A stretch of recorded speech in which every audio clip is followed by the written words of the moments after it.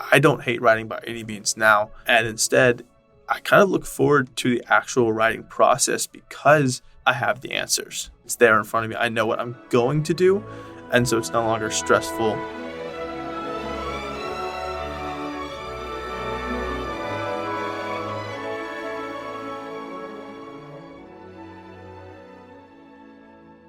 Hello, and welcome to the Arts of Language podcast with Andrew Pudewa, founder of the Institute for Excellence in Writing, or as many like to say, IEW.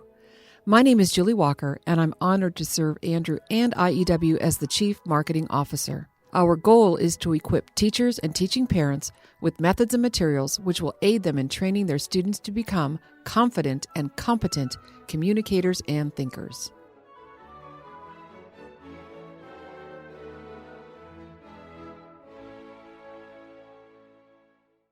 So, Andrew, do you have a chance to read our blog posts that we write? If I do, it's generally speed reading. Okay. Occasionally there will be one, and I'll just have time and look through it.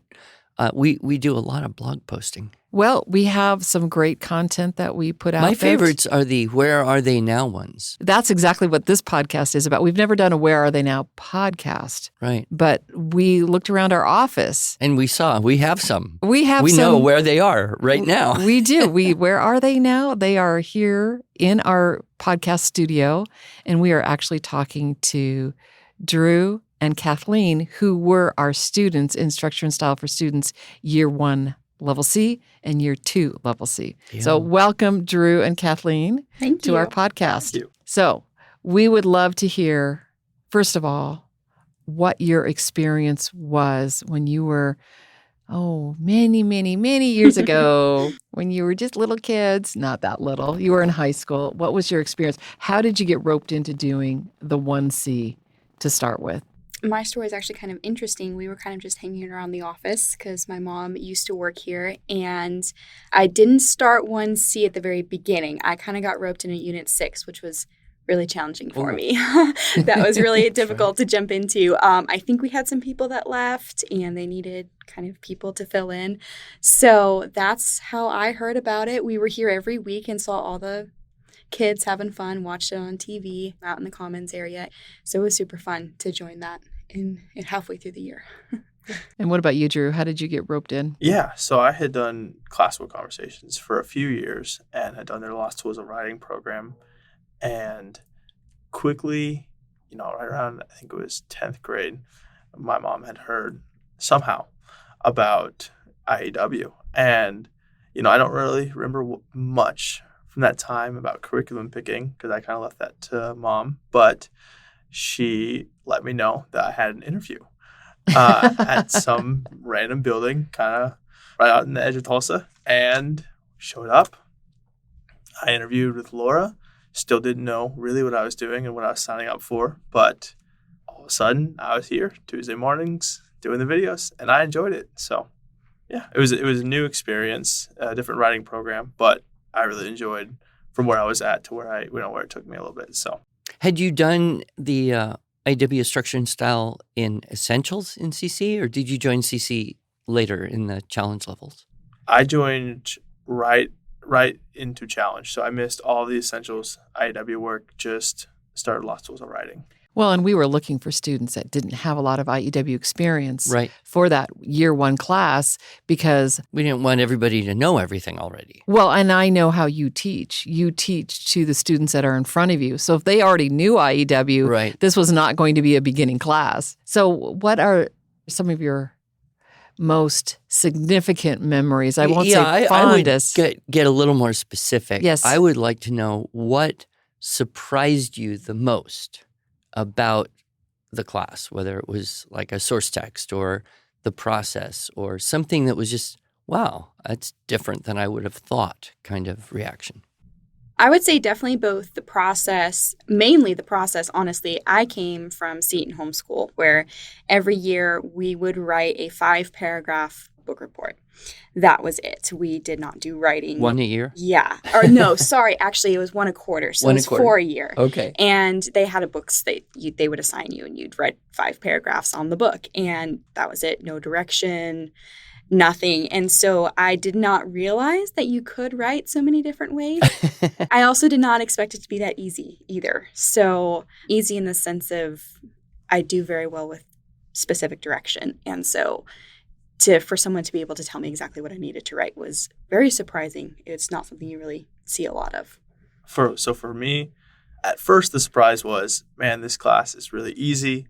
All I have to do this week is an outline. This is incredible. Yeah, we start off pretty easy, don't we? We do. Yes, we do. And then, for Lost Tools of Writing, it was one paper every 3 weeks. The first week was you kind of form an outline. The second week was you're kind of finishing the rough draft. And then the third week was the final draft. So kind of like the IW method, but broken apart more. But for IW, at first it was just an outline, and then it was all of it in 1 week. And that caught me off guard as well. The difference between the two for me was like Kathleen was saying, the structure made it so much easier to do it all in 1 week. When I realized quickly into the class that there was an essay each week, I kind of panicked for a moment.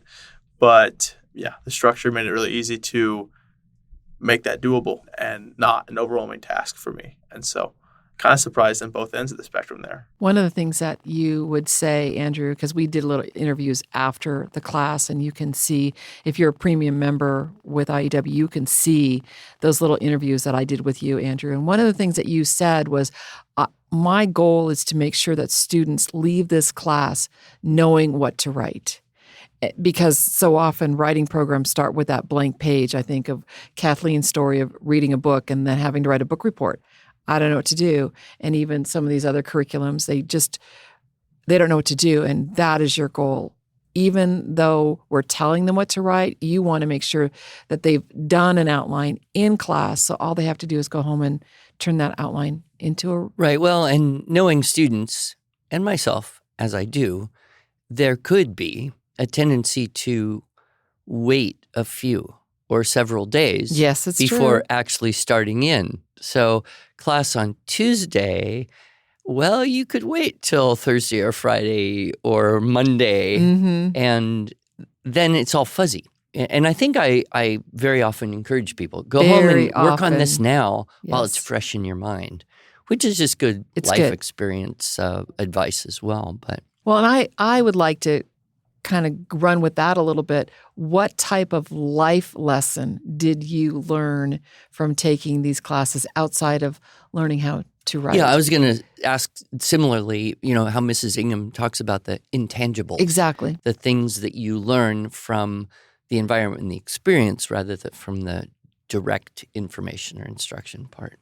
My biggest thing probably was I realized I could accomplish way more in a small amount of time than I originally thought. Mm-hmm. Because when we were working on those 5-paragraph book reports, you were spending the entire quarter, which was, I don't even remember how many weeks in a quarter, but you'd read the book, take notes, write your outline. I'd never done anything like write a 12-paragraph research report in a week, 2 weeks.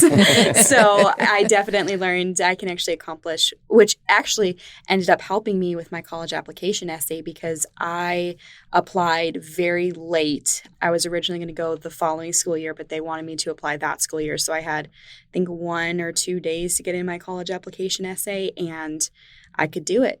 And I did it. And that's not something I ever would have thought that I could have done. Love it. Yeah. And for me, I at the time was not the most disciplined, which meant, waiting till Monday night to do the essays and all the homework.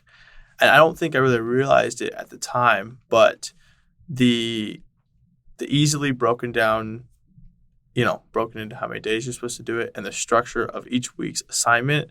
And, it was planned ahead of time for me at that time, but, it was split up into different days, how to attack it and break it down into little tasks at a time. And so kind of that structure into writing allowed me to recognize, I didn't even notice at the time, but I would do a structure for math and a structure for, whatever else it was in my life at the time that I had to do, started breaking it down into little tasks and working on being more consistent with those tasks as opposed to doing it all at the last moment. Wow, Drew, that's amazing. Which is, the structure helped me move that into my life. And I didn't catch it, I don't think, until a few years after I did structure and style in college specifically.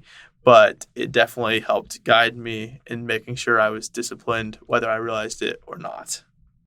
That's priceless. I know, Yeah, right? I mean, you know how they have that Visa commercial, like you could buy this and that, you could pay for the course, you could do it, but to learn this lesson, Exactly. priceless. You know?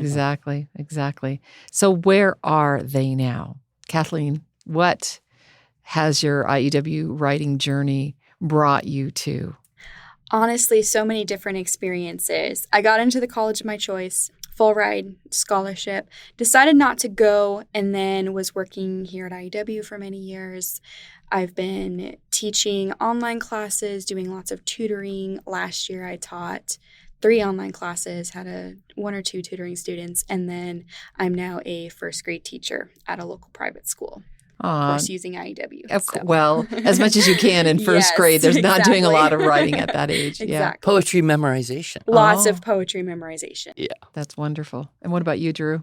Yeah, similarly to Kathleen, I've worked with IEW here since those 1C classes pretty much got out. I started as a junior way back when and have slowly kind of moved up, and now I'm a customer service agent working full-time, and I've done some college as well during that time and been able to use that IEW writing help through those college courses, which has been such a blessing. But now I'm a customer service agent and plan to be for as long as I can. So, and you also help us out with some IT support, which is great. Drew, this printer isn't working. Help me. Oh, it just needs paper. And the both of you got married at a fairly young age compared to many people today. That makes me super happy. But, I think for some listeners, a lot of, parents might be very concerned if they had a child who said, I want to get married at 18 or 19, 20. Why don't you, grow up some more? And, I've often said, you don't grow up so you can get married. You get married so you can grow up. Mm-hmm. But talk a little bit about getting married at a young age. I think that would be of interest. Yeah. It's definitely been a very interesting experience. My dad absolutely was all for it. He believes very much the same. He thought it was a great idea. And it's just been such a great opportunity to kind of be able to grow together without kind of already having grown up. There's a lot of room for just being able to kind of work together before you're set in your ways. And I think that honestly is just such a great opportunity. And it's been awesome. And we have a sweet 1-year-old daughter now. She just turned 1. So it's been awesome. Yeah, I got married at 19. Mm-hmm. Yeah, it's been great. Yeah, for me, it was actually almost an opposite experience. I was, kind of told by lots that getting married at such a young age might cause some problems and could be some bring some challenges, which I knew going into it that there's going to be challenges whether you get married at 20 or you get married at 40. There's going to be problems that arise just because, you're merging 2 lives into one. There's a lot to kind of consider when doing that. You've got finances and dreams and families that you're all bringing together. It's a big process, but my family, luckily, they were even, at first they were not necessarily on board when I mentioned it early, but quickly were a huge help to me. And my wife and I have gotten to, like Kathleen was saying, grow together even more. And just, being married at a young age, you still have time to do schooling together, and you get to see life dreams kind of come true both now and years in the future, kind of work together as a team towards those dreams, which has been really awesome. And so, she's been a great help to me and getting me where I'm at now. And I hope I can say the same for her. And so it's been excellent. And both of you, though, were fortunate and discerning enough to find the right one. Yes. My sister also got married very young, and, they've been married almost 50 years, and, she's not that much older than me. Yeah. And I think she got married when she was 10 because, no, not really, but, they grew up together and had a lot of life experiences and traveling and, having children, and it's just been a real delight. Andrew, I wanted to transition to something a little bit different. And I don't know if the two of you had an opportunity to take advantage of this, but I wanted to talk about this dual enrollment thing that we've got going now with the level 1C class. And I love that both of you have said, wow, this was really easy, but yet we have learned that this year one level C class, which to us is a high school level class, is actually rigorous enough for some universities to give college credit to that. And I know because you have both worked in customer service, Drew currently and Kathleen just previously, not too long ago, tell us what you know about the Christian Halls International. And I'm actually going to pitch this one to Kathleen because I know your mom is also involved in working with Christian Halls and helping oversee the structure and style for students, year one level C, and helping these students get college credit for that. How does that work? Yeah, it's the coolest thing. And I actually was working for them last year as well. And honestly, Nick Ellis's whole vision for Christian Halls is just absolutely amazing. I mean, what he's doing there is awesome. Basically, the way that it works is students purchase year one level C, and they have a lot of different ways to go through that course. They can do it at home on their own. They can enroll in one of our online classes. They can hire a private tutor, but they complete that course and submit their assignments to the college each week. Right now, we're paired with Southeastern University and Don Lilly College. You can choose either one of those. Structure and Style, year one level C, covers English Comp 1 and English Comp 2. So you complete that whole course in 1 year and you get credits for Comp 1 and Comp 2. They hire their own graders and you submit it to them and they give you the college credit for it each week. And what's exciting to me is that these are fully accredited schools. Right. So you could either transfer into Southeastern University or Donnelly College or transfer to any university because these are fully transferable, fully accredited courses. Yeah, that's what CHI does, is it serves as a facilitator between various universities and the individual to bank the credits and then ultimately, probably transfer and get a bachelor's degree of some sort at some place. I know, listener, that you've heard Andrew and I talk about dual enrollment many times on this podcast, probably because we're both a little envious that we didn't have the opportunity to do with our own kids. I wish I could have been born and be 20 years old right now. Right? Not really. I mean, I'm very happy with my life and I wouldn't want to go back. But there are so many great opportunities right now that just didn't exist back then. And to double dip, to get high school credit and college credit, it's just a real opportunity for homeschool families, but also full-time families. I mean, families who've got their kids in school too. Yeah, I have a question for them. So one of the things that parents will say to me at like a convention or something is, oh, I just want my child to like writing. I want them to enjoy expressing themselves on paper. And my response is a little bit radical. My response is that's not a good goal, right? If your goal is to say, you have to like this, well, what are you going to end up doing?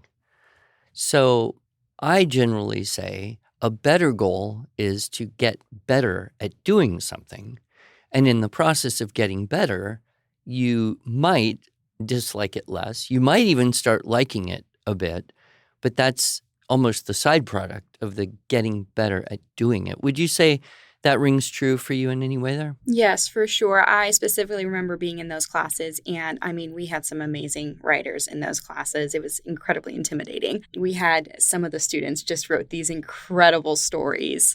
Oh my goodness. And no, I was never one of those students. I'm not going to go write a novel. I don't particularly like writing. I can do it and it doesn't intimidate me anymore. And so I hate it less than before because for me, my personality, I don't like to do anything that I'm not good at. And so before I would have probably been one of those people that really hated it because I had no clue what I was doing. So I hate it less, but I don't love it by any means.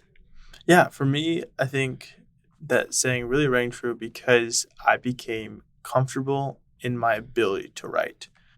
Before Structure and Style, I kind of had this vague understanding of what was supposed to be put on a paper. There really wasn't, with math, there's always a correct answer to the equation. There's always one solution, and it's this puzzle to find it.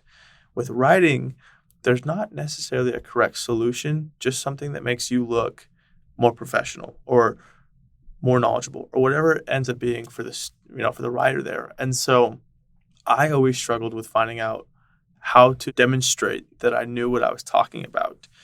And, it's still a problem now. It's still trying to figure out exactly how to do that. But at least now I have the tools to write well, and I have confidence that my writing is done well. And so the challenge for me then becomes, what am I writing about, and doing the research before the writing as opposed to putting it on the paper as much, and that comfortability and knowing that I have the ability to put what I'm thinking on the paper because I've got questions given to me to ask myself and outlines that I can work from really makes it, there's definitely, I don't hate writing by any means now. And instead, I kind of look forward to the actual writing process because I have the answers. It's there in front of me. I know what I'm going to do. And so it's no longer stressful. And it's at this point, it's practiced enough for me that I'm comfortable and enjoy it. Have you developed the kind of habit of making a mental outline before you start typing the first sentences of whatever you're writing, whether it's an email or I don't know what else you would write, but for sure. And kind of depending on the situation, for emails, which I do constantly, it's definitely more of a mental outline kind of. And it also has helped me be way more clear, especially in email format, really conveying exactly what you're trying to say in a good sequential format. When it comes to kind of more professional type writing, it's almost a two-step keyword outline. It's kind of that mental list first, and then the second really formal keyword outline where you're really outlining everything that you want. So for me, that process, I think honestly, the keyword outline process specifically for me has led both into note-taking and producing, whether it be a speech or a essay, an email, even a text at this point. Sometimes it's mental where I'm breaking it down in my head. Okay, how do I want to start this? What are the kind of the keywords I'm trying to get across here? And I'll mentally keyword outline it. Or sometimes, when I'm having a conversation with somebody, I'm keeping a mental keyword outline of what they're telling me because it's important to notate. But, it's really difficult to remember the full conversation. But by keeping a keyword outline mentally of that conversation in my head, it allows me to track what they've said for the most part and the important parts of what they're trying to inform me with. And then, for longer meetings or longer emails, essays, anything along that type, I like bringing a notepad with me and writing out a keyword outline either,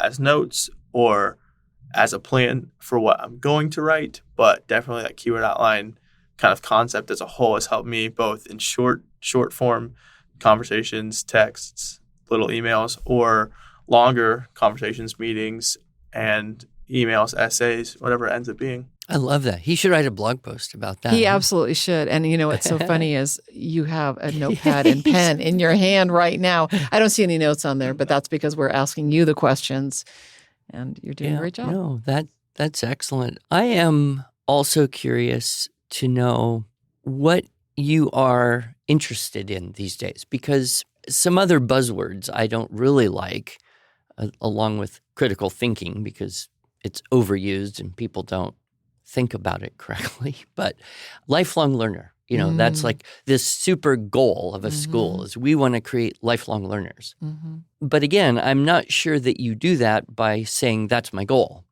I think that would be a byproduct. And I get the impression that both of you are kind of always learning, always interested, always studying something. So what are you most interested in learning about these days? So for me, it's actually been kind of crazy. Having a baby really just kind of puts a lot of things into perspective. So the things that I'm just constantly learning right now is just nutrition, health. It's crazy. You suddenly have a kid and you want the best for them. And I've just been reading all the labels and learning everything about every ingredient. And it's honestly been very life-changing. I have taken the stance of just not believing anything anyone tells me, essentially, and just doing my own research. And so just reading the labels on things, we've eliminated so many things from our household, and I'm always learning new things because you can't do it all at once. You can't learn everything at once. Easy plus one? Yes, absolutely. So that's kind of been my biggest thing lately, is just getting really into kind of health and nutrition and the effects, especially on child brain development. I've been really into child brain development, the Montessori style, just how children learn, how they perceive the world. And it's been really the coolest experience. Well, and you're getting a lot of experience now around other people's young children. Mm-hmm. So you can kind of see, what's the best direction to go in various ways. Yes, that has been the craziest thing for me. I did not realize that was something that I was ever going to think about.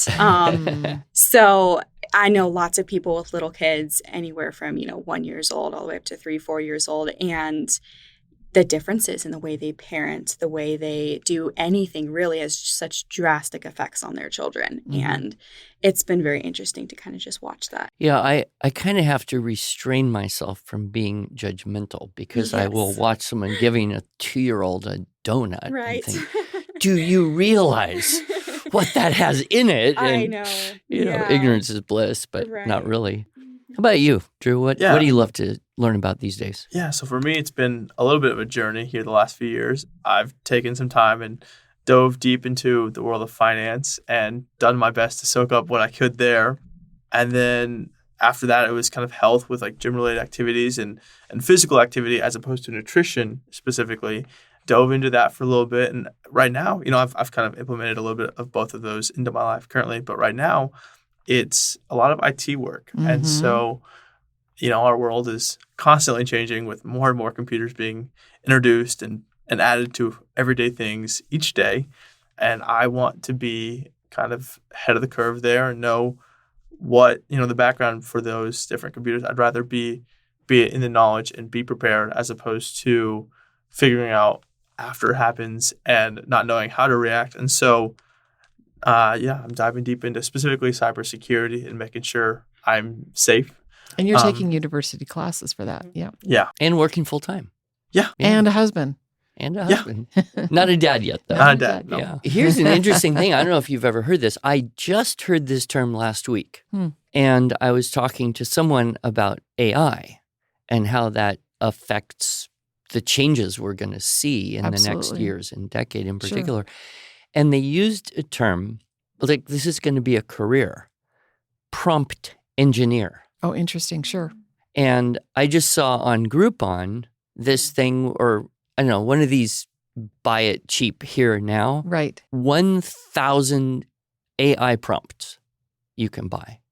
And what made me think about this was how, we have always said the trick of learning to think is the trick of learning to ask the good questions. And so the coding jockey job is going to fade because the AI can do that. The real trick is going to be who can think well enough to ask the right questions to maximize the technology that is going to be available and growing very rapidly. So I think we'll hold our place. Even though AI can write essays for you, it can't necessarily help you learn to ask the best questions about what you want to learn. So what was the career? Prompt engineer. Prompt engineer. Wow. That doesn't mean that they're on time. I don't know that anyone would necessarily make that connection, but I suppose in the bigger sense, yes, you need to ask the right question at the right time. Yes, I like it. So, that's have you got into this, looking at AI and what it can do and playing with it at all yet? Nothing more than just my own try to figure out what it is. And I've fiddled with it, kind of seeing what I can do. I do use it to help me solve problems by knowing what to ask it or asking it what to ask, which has been a learning curve for me. Definitely not quite as experienced as I want to be there yet. But by asking it, how do I, what am I looking for to solve this problem? It gives me a few things I can do the research into finding, that it may not be able to provide me with. And it gives me kind of a, like we mentioned with the structure for big tasks, it breaks it down into little tasks for me and gives me that structure to follow along with that I can break down and do on my own. And so I've been using it to help me with that. And whatever I can, I'm not trying to lean too heavily on it because I don't want to lose any ability of my own, but definitely there's a balance in finding how can I use it to help me without using it to hurt me. And so that's perfect. What's so delightful about this conversation is here we have very young people, but they have so much wisdom, and good practical life experience and judgment about things. That's so encouraging. Yep. Isn't it, for the future? Gives you hope It'd be for the fun future. to, revisit this a year later and find out what Kathleen thinks about Teaching first after grade. having finished a whole year in first grade. Yep. And find out what Drew has figured out about AI and applications and working in customer service a year from now. And then kind of, the before after, Yeah. only what happens in a year worth of time. Well, thank you so much for taking time away from your busy schedules to be here with us today. So Thank you for having us. Yeah, thank you for having us.